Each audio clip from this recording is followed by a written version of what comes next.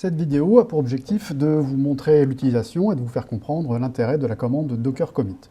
Alors, docker commit, à quoi ça sert? Dans quel cas on l'utilise?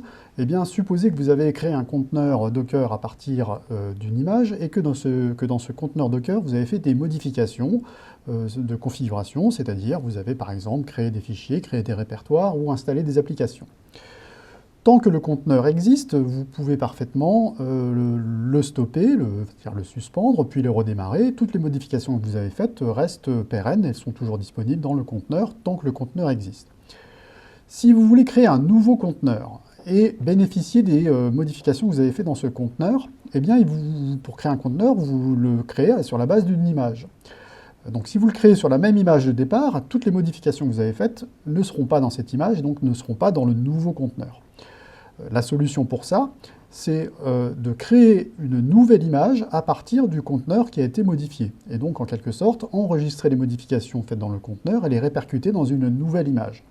La commande docker commit, elle sert à ça.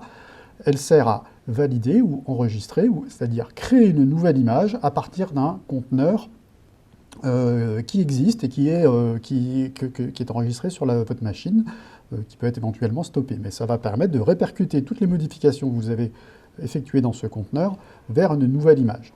Alors on va faire ça sur un tout petit exemple qui est une image Ubuntu. On va juste créer un fichier dedans et vérifier ce qui se passe avec le docker commit.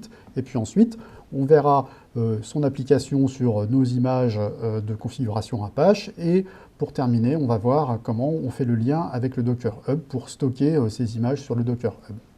Alors, je vais créer donc un nouveau conteneur à partir d'une image Ubuntu toute fraîche, c'est Ubuntu Bionic que vous avez déjà utilisé. Donc je vais simplement créer un conteneur, le modifier, et puis enregistrer les modifications dans une nouvelle image. Donc pour créer ce conteneur, alors je vais à la fois utiliser l'interface desktop et puis l'interface en ligne de commande pour vous familiariser avec les deux utilisations. Donc je fais un run ici, je vais sur l'image Ubuntu Bionic, je vais faire un run pour créer un nouveau conteneur. Je vais lui donner un nom, je vais l'appeler démo, et je le démarre. Voilà, alors je vérifie qu'il est là, le conteneur démo, il est opérationnel, il tourne. Donc je vais me connecter dans ce conteneur, docker exec -it démo, et je vais exécuter un bash dans ce conteneur. Bin bash, voilà. Je suis dans le conteneur. Maintenant, je vais faire une opération très simple de modification de ce conteneur. Je vais créer un répertoire. Dans le répertoire /var, je vais l'appeler data, par exemple. Voilà. Donc, je crée ce répertoire. Je vais créer un fichier dans ce répertoire. Touch / var data demo.txt. Voilà. Bien, maintenant je peux sortir de ce conteneur. Il est toujours actif, hein. Voilà, c'est celui-là. Je vais le suspendre, docker stop. Voilà, je l'arrête. J'attends quelques instants, enfin voilà, il est stocké sur ma machine, il est toujours là. Je le redémarre, docker start, et je me reconnecte dedans. Voilà, je suis de nouveau connecté dedans, et évidemment, la modification que j'avais faite, elle est toujours là. Si je fais ls/var, j'ai bien le répertoire data qui est toujours là, et dans ce répertoire data, j'ai le fichier que j'ai créé.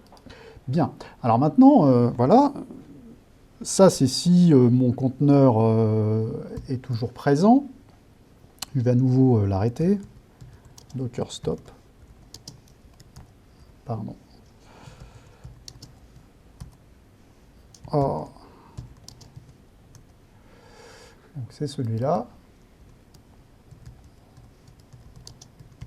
Je l'arrête. Maintenant, j'aimerais redémarrer un nouveau conteneur, mais bénéficier de la modification que j'ai faite dans ce premier conteneur. Alors pour ça, donc, la seule solution, c'est de créer une nouvelle image à partir de ce conteneur que j'ai modifié. Et ensuite, je pourrais créer un nouveau conteneur à partir de cette nouvelle image. Alors, pour créer cette nouvelle image à partir du conteneur que je viens de modifier, la commande, c'est docker commit. Je mets l'identifiant du conteneur et voilà, bah, c'est tout. Voilà, ce qu'il a fait, c'est qu'il a créé une nouvelle image ici, qui contient donc l'image de départ, c'est-à-dire l'image Ubuntu Bionic, plus les modifications que j'ai fait dans le conteneur. Alors cette image, ben, je peux la voir apparaître ici. Vous voyez, elle est là. Voici son ID, hein, D51FEC, ben, c'est bien celle-là. Elle est dans ma liste, je peux la voir ici aussi. Docker Images. Là, voilà. Alors maintenant, ben, si je crée un conteneur sur cette image, alors je vais copier son ID, et je vais faire un docker run -it sur cette image. Voilà, je suis connecté dedans. Et maintenant, si je vais voir dans mon répertoire /var, je fais un ls ici, j'ai bien le répertoire data qui a été conservé. Donc, en fait, ce répertoire qui a été ajouté dans le premier conteneur, cette modification a été enregistrée dans cette nouvelle image. Alors, si... Et le fichier également, hein, évidemment. Si je fais ls/var /data, le fichier est bien là, démo.txt. Voilà, donc ce que j'ai pu faire là, c'est... alors je vais faire un petit peu de ménage. Bon, je le ferai après. Donc là, ce que j'ai pu faire, c'est enregistrer et répercuter dans une nouvelle image le contenu, enfin les modifications que j'ai faites sur une image en utilisant un conteneur. Alors ici, bon, j'ai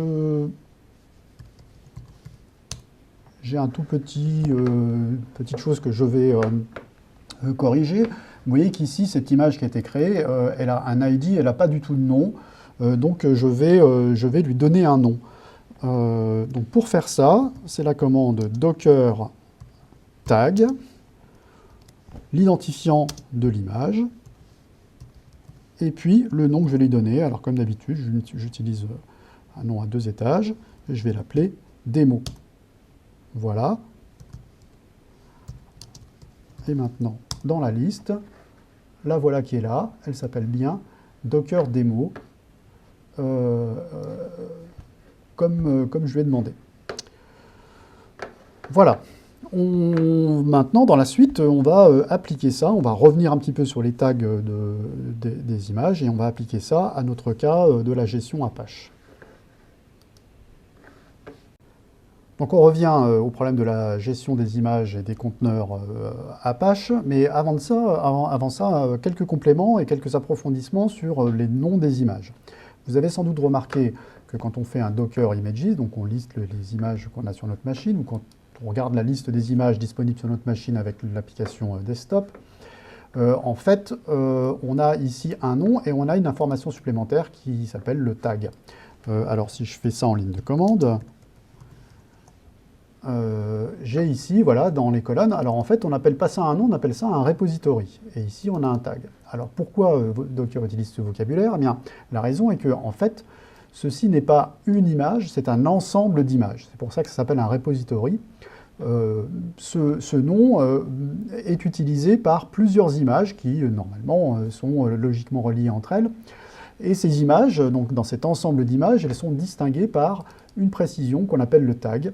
Donc en réalité, le nom complet de cette image ici, c'est canals/apache2020 latest.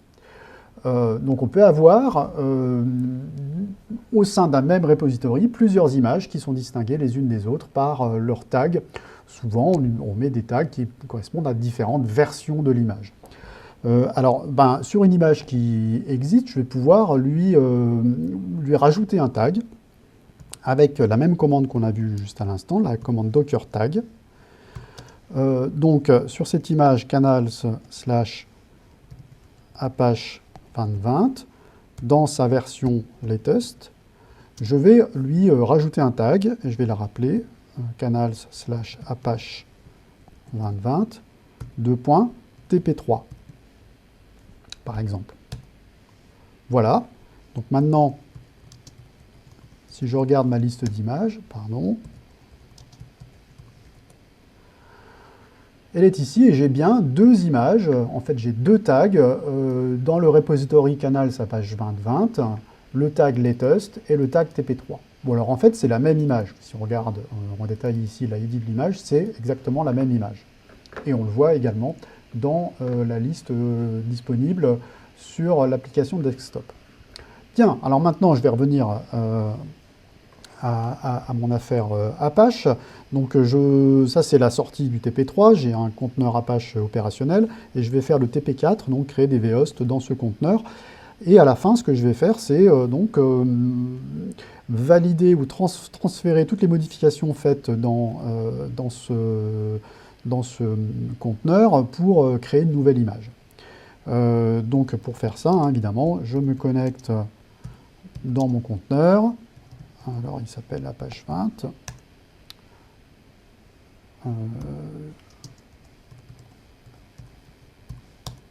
Voilà, je suis dans le conteneur. Je vais faire ici toutes les opérations de configuration, donc créer des vhosts notamment, comme prévu dans le TP4. Alors, je fais ça, je ne vais pas le faire devant vous, on se retrouve une fois que c'est terminé. J'ai maintenant terminé les modifications que je voulais faire dans mon conteneur. Donc là, j'ai simplement créé un vhost. Donc on va regarder rapidement que le vhost est bien créé. etc Apache 2 sites enabled. Voilà, donc j'ai créé un vhost ici. Et si je prends mon navigateur, j'ai bien, voilà, sur ce domaine, un vhost qui est créé. Donc voilà, je suis content de ce que j'ai, mon conteneur me convient, et maintenant je vais donc répercuter les modifications que j'ai faites dans ce conteneur dans une nouvelle image. Donc pour cela, je vais mémoriser l'identifiant du conteneur. Donc je quitte le conteneur et je vais faire mon commit, donc docker commit, le conteneur. Voilà, et là je viens de créer une image. Alors on la voit apparaître ici, cette image. Évidemment, là, elle n'a pas de nom, elle n'a pas de repository ni de tag, donc je vais la taguer et lui donner un repository. Donc évidemment, alors je reprends la commande docker tag. Donc ça c'est le conteneur, il me faut l'identifiant de l'image. Voilà, et maintenant je vais lui dire, cette image, tu me la mets dans le repository canals/apache 2020 avec le tag TP4.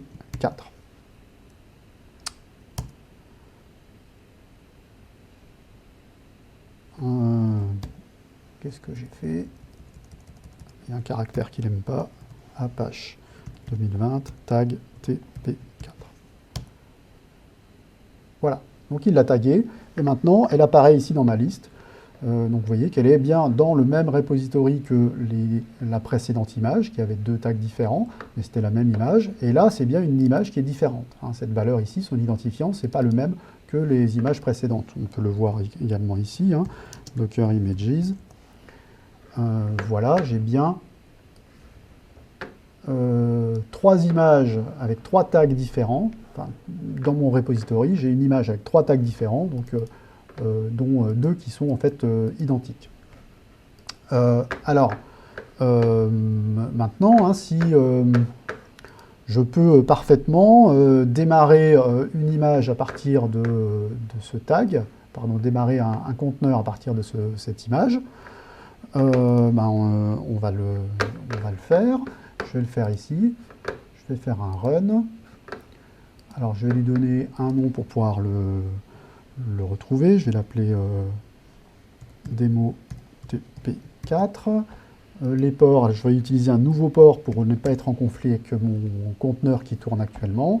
Il ne faut pas que j'oublie de monter les répertoires, parce que ça, ce n'est pas une propriété de l'image, c'est une propriété du conteneur. Donc le commit dans l'image n'a pas recopié les répertoires montés ou partagés avec la machine hôte. Il faut que je partage les répertoires avec la machine hôte. Il ne faut pas que j'oublie de le faire. /var/3w. Voilà. Je fais le run. Alors, il doit être par là. Démo TP4, il est actif. Donc, je vais me connecter dedans. Voilà, c'est parti. Je suis dedans. Je démarre mon service Apache. Voilà, ça tourne. Et donc maintenant, comme je l'ai démarré sur le port 1380, je dois avoir un vhost dans ce conteneur. Donc je vais avoir un vhost qui répond sur le port 1380. Là, on va vérifier ça tout de suite. Je mets ici maintenant 1380. Voilà, bah ça répond, bah j'ai bien. Donc j'ai bien créé un nouveau conteneur à partir d'une nouvelle image, et ce conteneur contient la même configuration que mon conteneur de départ. Donc j'ai réussi à enregistrer dans une nouvelle image que j'ai taguée ici. Je vais quitter. Voilà, qui s'appelle canal Apache 20 2.tp4. Bien, maintenant, dans la fin de cette vidéo, on va voir le lien avec le Docker Hub et comment enregistrer cette nouvelle image sur mon Docker Hub. La première chose, bien entendu, c'est d'avoir un compte sur le Docker Hub. Donc, pour ceux qui n'ont pas de compte, vous passez par le sign up et vous créez un compte. Moi, j'ai déjà un compte, je vais me connecter. Voilà, et donc une fois qu'on est connecté, on arrive dans son espace où on a donc la liste des repositories que l'on a déjà créés. Donc tous ces repositories, ce sont des repositories qui contiennent des ensembles d'images connectées entre elles et distinguées par des tags. Bien, maintenant que bon, voilà, là j'ai créé un compte, je vais pouvoir me connecter à ce compte à la fois avec la commande en ligne et à la fois au sein de l'application Apache Desktop. Donc sur le desktop, vous devez avoir une option, alors ça c'est sur Mac, mais sur Windows, vous devez avoir l'équivalent. Donc j'ai l'option Sign In pour me connecter.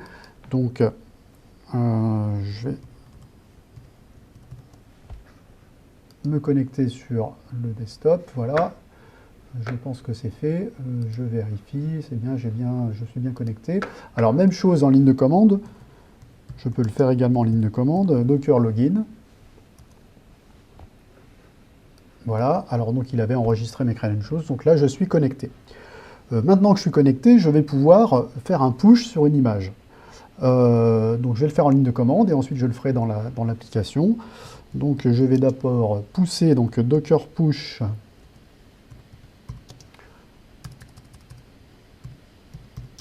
l'image que je veux transférer, donc c'est l'image Canals Apache 2020, et je vais d'abord transférer le tag TP3.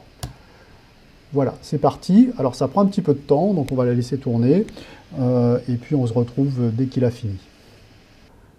Bien, voilà, le push est terminé. Donc logiquement, sur le Docker Hub, je dois trouver ce repository créé. On va aller voir ça, donc il faut que je fasse un reload. Et voilà, il est là.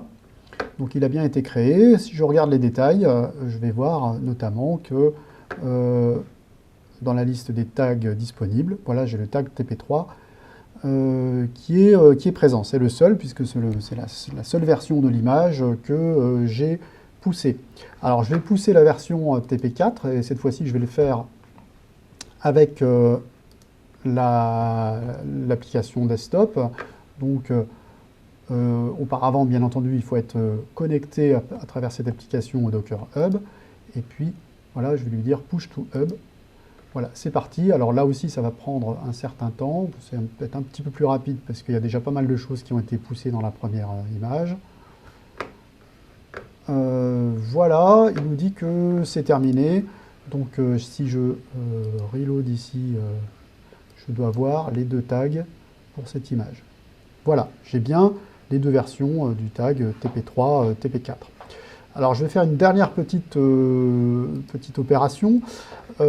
Ici dans mes images, le tag latest, il est en fait sur la version TP3. Donc c'est pas très indicatif puisque c'est pas la dernière version.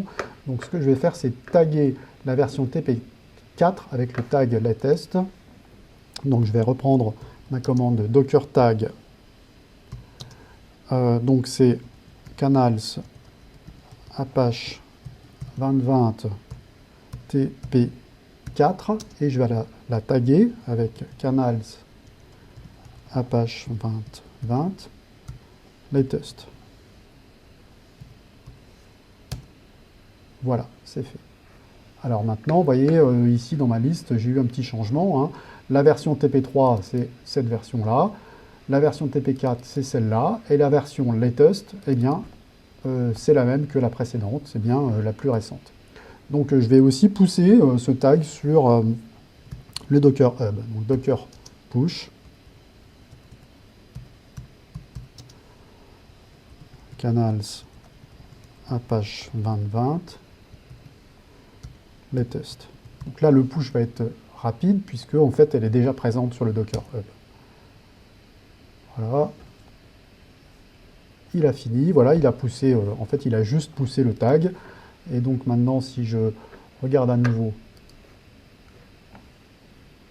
dans mon repository sur le Docker Hub, j'ai bien la version TP3, la version TP4, la version latest. Tout est présent sur le Hub.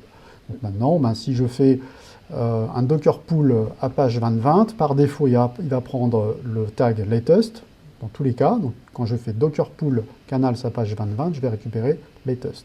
Si je veux une autre version, ben, je précise avec le tag Docker pull canals/Apache 2020 2.TP4 ou TP3.